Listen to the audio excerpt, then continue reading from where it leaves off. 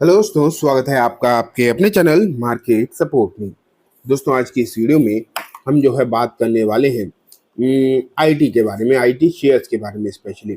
अगर आप देखोगे तो मार्केट की स्थिति जिस तरीके से आपको खराब होती हुई देखने को मिल रही है, इसमें तो कोई डाउट नहीं है कि मार्केट डेली गिरावट दिखा रहा है। फिर से अभी बीच में संभला भी था थोड़ा सा, लेकिन फिर से कंडीशन खराब ही हो गई। लेकिन उसमें आईटी का जो रोल है वो सबसे ज़्यादा है इस गिरावट में, आप ये भी मानकर चल सकते हैं।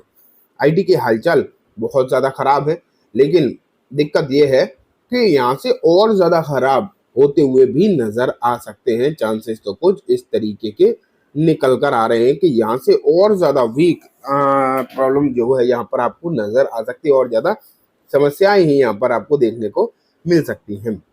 अब ऐसी क्या चीज़ें देखने को मिल रही हैं वो सब हम आपको क्लियरली करके मैं बताने की कोशिश करूंगा।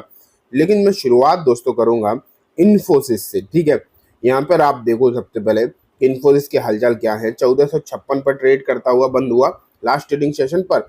एक महीने में 14% डाउन है, एंड 6 महीने में अगर हम बात करें 24% डाउन है, ठीक है। एक साल में, भले ही एक साल में नेगेटिव रिटर्न सिर्फ 1.5% के ही दिखाई देंगे, लेकिन ऊपरी स्तर से वही 27 से 30% के आसपास आपको गिरावट नजर आ चुकी है। अब आप निफ्टी आईटी की समझो, निफ्टी आईटी की बात करो। ये इंडेक्स पिछले कुछ दिनों के अंदर अंदर ताबड़तोड़ गिरा है। जहां निफ्टी में गिरावट हुई है 6% की, इसमें हुई है 27 से 28% की। जब आप क्लियरली समझ पा रहे हो कि जिस तरीके की सिचुएशन आपको यहाँ पर इसके पूरे के पूरे इंडेक्स में देखने को मिली है, उससे आपको क्या लगता है? उससे क्लियरली ये समझ में आता है कि सिचुएशन, पूरे इंडेक्स की सिचुएशन बहुत ज़्यादा खराब हो गई। लेकिन ना, ये तो आपने देखा अभी तक की सिचुएशन ना। मैं इन्फोसिस की आपको कल की दिखाता हूँ कि एडीआर में क्या हुआ। एडीआर में 4% की गिरावट फिर से हुई। मतलब ये है कि कहीं से कहीं तक संभलने का मौका तो नहीं मिल रहा, स्पेशली अगर हम बात करें आईटी सेक्टर के चुनिंदा स्टॉक्स को। और ये तो रही बड़े शेयर्स की बात, मतलब इन्फोसिस हो गया, विप्रो हो गया, टीसीएस हो गया, एलटीआई हो गया ये। लेकिन अगर आप छोटे की तरफ जाओगे ना, जैसे कि केपीआईटी हो गया, साइंट हो गया, बिरला सॉफ्ट हो गया, और भी जो छोटे छोटे मतलब small cap and mid cap में निकल कर आते हैं, उनकी तो धज्जियां ही उड़ चुकी हैं। मैं आपको एक बार केपीआईटी दिखाता हूँ जो बहुत मजबूत माना जाता है मिड कैप में। देखो, यहाँ अगर पिछले सेशन में 5% की हुई गिरावट, एक महीने में 10% डाउन है, 6 महीने में लगभग 32-33 है। ऊपरी स्तर से तो ये बहुत ज्यादा नीचे आ चुका होगा। अगर आप इसका हाईएस्ट पकड़ने की कोशिश करोगे वहां से, तो ये लगभग 40% डाउन है। तो हलचल बहुत ज्यादा वीक नजर आ रहे हैं। अब दिक्कत है क्या है? वही एक ही सबसे बड़ी प्रॉब्लम है, अमेरिका के नवनिर्वाचित राष्ट्रपति। जब से इन्होंने राष्ट्रपति की गद्दी संभाली है, तब से अगर देखा जाए तो कहीं ना कहीं समस्याएं देखने को मिल रही हैं, एंड वो भी लगातार देखने को मिल रही है। लगातार सेम प्रॉब्लम जो है नजर आ रही है, क्योंकि ऐसा लग रहा है कि मिस्टर डोनाल्ड ट्रंप को ऐसी कोई खबर ही नहीं लग रही, या फिर उन्हें ऐसा लग रहा है कि मार्केट गिरे तो गिर जाए। देखो, मैं आपको बताऊं, जो उनकी सोच अगर आप देखोगे ना, जो उनकी सोच है वो जिस तरीके की नजर आ रही है, वो थोड़ी सी अकड़ू टाइप की सोच दिखाई दे रही है। कह तो रहे हैं वो कि हम अमेरिका को और ज्यादा ग्रेट बनाने के बारे में सोच रहे हैं, अमेरिका यहाँ से बहुत ऊपर निकल जाएगा। अभी की फिलहाल के दिनों में कुछ दिक्कतें होंगी, लेकिन उन्हें यह समझना चाहिए कि इन फिलहाल के दिनों में कुछ लोगों को भारी भरकम भारी भरकम जो है प्रॉब्लम्स का सामना जो है करना पड़ सकता है। या फिर आप ये बोल के चलो कि उन कुछ लोगों को, चुनिंदा, वैसे तो कुछ नहीं, बहुत सारे लोगों को अगर आप देखोगे तो बहुत बड़ा लॉस उठाना पड़ सकता है। यहाँ तक कि उनके जो आजकल सबसे बड़े फ्रेंड है ना, इलोन मस्क, उन्हें इलोन मस्क को भी अच्छा खासा लॉस झेलना पड़ रहा है। अच्छी खासी समस्या इलोन मस्क को भी देखने को मिल रही है। तो प्रॉब्लम्स तो यहाँ तक भी नजर आ रही हैं। तो आप फिलहाल के समय पर ये मान के चलो कि डोनाल्ड ट्रंप की जो नीतियां हैं, जो नए रूल्स बनाए जा रहे हैं, जो नए टैरिफ लगाए जा रहे हैं, वो इतने ज्यादा हानिकारक दिखाई दे रहे हैं अमेरिकन मार्केट के लिए भी, कि यहाँ से कुछ भी संभलता हुआ दिखाई दे नहीं रहा।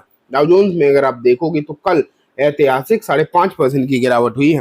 समझ पर 5.5% की गिरावट सिर्फ और सिर्फ डाउ जोन्स में अगर हो जाए एक दिन में, तो क्या होगा आप खुद समझने की कोशिश करो। एक महीने में 10% के आसपास डाउ जोन्स नीचे है। वहीं अगर मैं आपको नेस्डेक भी दिखाने की कोशिश करूं तो आपको और समझ में आएंगी चीज़ों को। 1 सेकेंड, ये देखो नेस्डेक लगभग 6% के आसपास है, ये भी एक महीने में 15% डाउन है। तो जब डाउ हो गया, नेस्डेक हो गया, जब ये 5-5, 6-6% एक एक दिन में गिरेंगे तो होगा क्या, आप क्या ही समझ पा रहे हो। तो फिर अब कैसे स्थिरता मार्केट में आ पाएगी। एंड ये सब जो है आईटी स्टॉक्स के लिए स्पेशली क्यों खराब है, अगर आप इस बात को भी समझने की कोशिश करो ना कि इसका स्पेशली आईटी शेयर से ही सबसे ज्यादा दिक्कतें क्यों है, क्योंकि इंडिया की जो आईटी सर्विसेज हैं वो अपनी सर्विसेज को यूएसए ही एक्सपोर्ट करती हैं।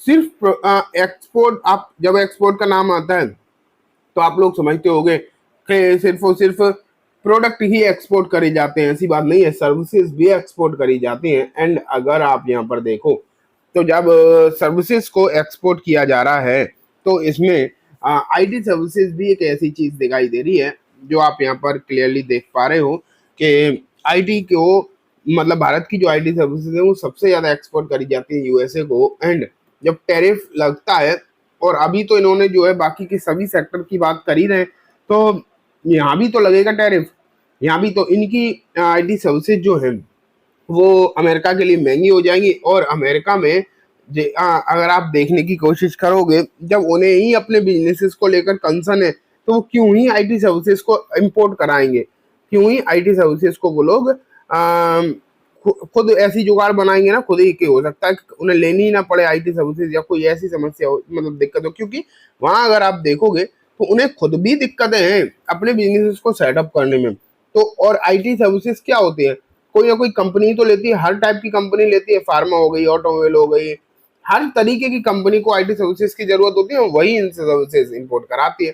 तो ये चीजें हैं, और इस चक्कर में सब गिर रहे हैं। तो आईटी सर्विसेज के हालचाल तो कुछ ज्यादा ही खराब दिखाई दे रहे हैं, क्योंकि इनका इनका लेना देना तो सभी सेक्टर्स है। ठीक है, तो मैं अभी आपसे इतना ही कहना चाहूंगा कि हाँ, ये बात तो सच है कि शेयर अच्छे खासे गिर रहे हैं, तो आपको जो है सही दाम पर, सही भाव पर मिल भी सकते हैं, काफी नीचे के रेट पर मिल भी सकते हैं, लेकिन फिर भी अगर आप खरीदारी करो तो बहुत ज्यादा सोच समझ के ही करना, क्योंकि अभी यहाँ से और कितना गिरेगा इस बात के भी कुछ कहा नहीं जा सकता। एंड सोमवार को गिरने के चांसेस जो है वो और ज्यादा अच्छे खासे नजर आ सकते हैं। ठीक है, तो चलिए दोस्तों, आज के इस वीडियो में बस इतना ही। उम्मीद है वीडियो पसंद आई होगी। वीडियो अच्छी लगी हो तो इसे लाइक करना, चैनल को भी जरूर सब्सक्राइब करना, जाते थे बेल आइकन दबाना, जिससे कि जब भी मैं कोई वीडियो डालूं आपके पास नोटिफिकेशन सबसे पहले आ जाए। एंड दोस्तों, वीडियो सिर्फ एजुकेशन इन्फॉर्मेशन पर्पज से है, तो किसी भी तरीके की माइंड शेयरिंग की रिकमेंडेशन के तौर पर बिल्कुल भी ना देखिए। Thank you.